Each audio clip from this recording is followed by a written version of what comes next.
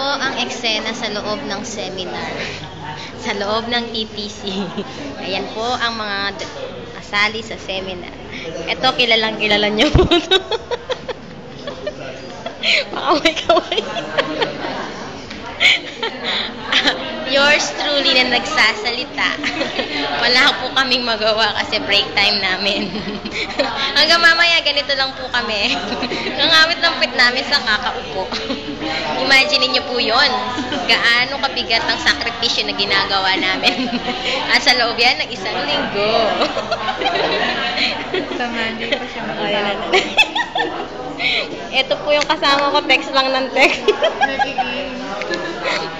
Ito po maganda eksena. Ayan po. Sila po ay nagkukwento.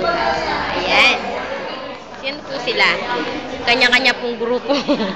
Kami lang po ni Ma'am Rose ang hindi. Kasi dalawa lang talaga kami.